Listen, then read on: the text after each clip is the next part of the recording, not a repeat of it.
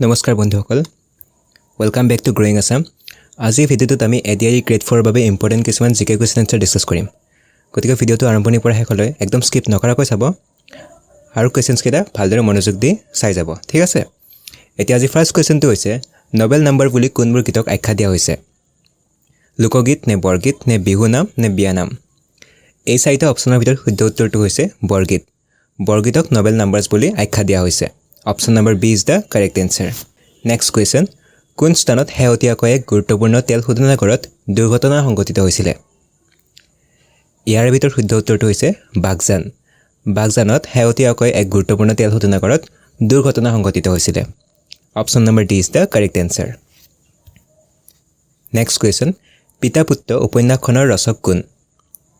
পিতা-পুত্ৰ উপন্যাসখনৰ ৰচক হৈছে হোমেন বৰগোহাঁই।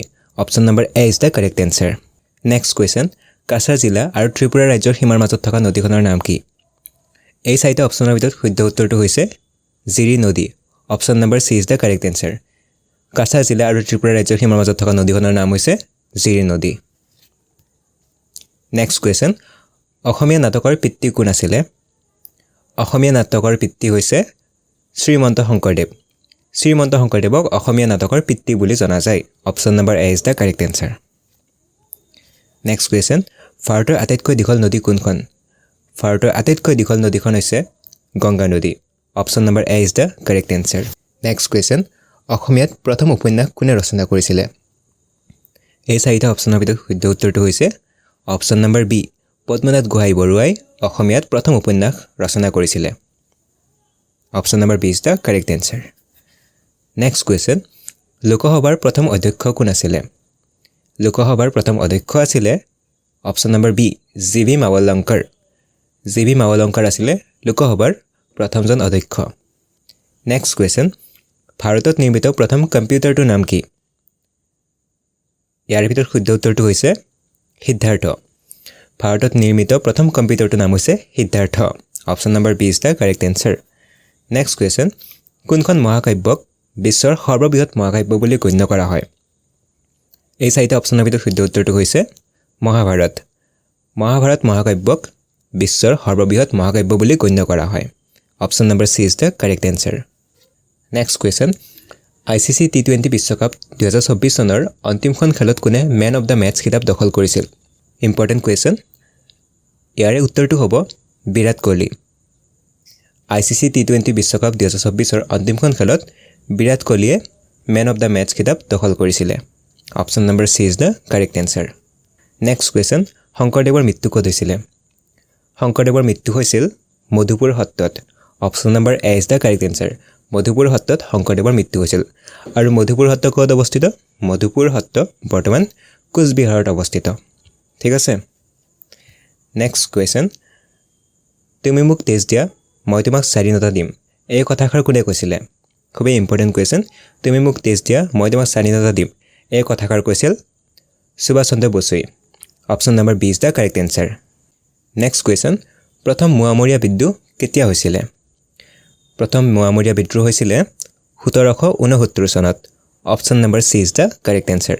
1769 চনত প্ৰথম মোৱামৰীয়া বিদ্ৰোহ সংঘটিত হৈছিল। Next question. পৃথিৱীৰ আটাইতকৈ গভীৰ হ্ৰদটোৰ নাম কি? পৃথিৱীৰ আটাইতকৈ গভীৰ হ্ৰদটোৰ নাম হৈছে বৈকাল হ্ৰদ। Option number C is the correct answer. Next question. তলৰ কোনখন চহৰ ভাৰতৰ প্ৰথম সৌৰ নগৰ হিচাপে পৰিগণিত হৈছে? খুবেই ইম্পৰ্টেণ্ট কুৱেশ্যন। কোনখন চহৰ ভাৰতৰ প্ৰথম সৌৰ নগৰ হিচাপে পৰিগণিত হৈছে? ইয়াৰে উত্তৰটো হ'ব Option number C. Jhansi Madhya Pradesh. Jhansi চহৰ ভাৰতৰ প্ৰথম সৌৰ নগৰ হিচাপে পৰিগণিত হৈছে আৰু ঝান্সী চহৰ মধ্যপ্ৰদেশত অৱস্থিত। ঠিক আছে? Next question. বিখ্যাত বিৰুপাক্ষ মন্দিৰ ক'ত অৱস্থিত? বিখ্যাত বিৰুপাক্ষ মন্দিৰ ক'ত অৱস্থিত? ইয়াৰে কাৰেক্ট এনচাৰটো হৈছে Option number B. হাম্পিত। বিখ্যাত বিৰুপাক্ষ মন্দিৰ হাম্পিত অৱস্থিত। Next question. প্ৰথম অসমীয়া উপন্যাসখনৰ নাম কি? প্ৰথম অসমীয়া উপন্যাসখনৰ নাম হৈছে ভানুমতী।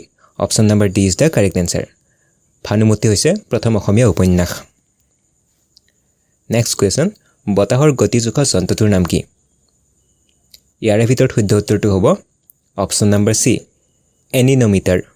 এনোমিটাৰ নহয় এনিনোমিটাৰ হ'ব স্পেলিংটো বতাহৰ গতি জোখা যন্ত্ৰটোৰ নাম হৈছে এনিমোমিটাৰ ঠিক আছে option number C is the correct answer next question মহাকাশলৈ যোৱা প্ৰথম ব্যক্তি কোন আছিল ইয়াৰে ভিতৰত শুদ্ধ উত্তৰটো হৈছে ইউৰি গাগাৰিন অপচন নম্বৰ সি মহাকাশলৈ যোৱা প্ৰথমজন ব্যক্তি হৈছে ইউৰি গাগাৰিন আৰু চন্দ্ৰলৈ যোৱা প্ৰথম ব্যক্তিজন কোন তাৰ উত্তৰটো হ'ব নীল আৰ্মষ্ট্ৰং ঠিক আছে আৰু জিৰ শেষৰটো কোৱেশ্চন 1942 চনৰ বিপ্লৱৰ সময়ত অসমৰ প্ৰথম শহীদ কোন আছিল এতিয়া 1942 চনৰ বিপ্লৱ কি আছিল 1942 চনৰ বিপ্লৱৰ নাম আছিল ভাৰত ত্যাগ আন্দোলন আৰু ভাৰত ত্যাগ আন্দোলনত অসমৰ প্ৰথম শহীদ আছিল Kanaklata Barua option number C is the correct answer গতিকে 1942 চনৰ বিপ্লৱৰ অসমৰ প্ৰথম শহীদ আছিল কনকলতা বৰুৱা গতিকে আজি ভিডিঅ'টো বাস এইখিনিয়ে ভিডিঅ'টো ভাল লাগিছে যদি লাইক কৰি দিব আৰু চেনেলটো সাবস্ক্ৰাইব কৰিব so thank you for watching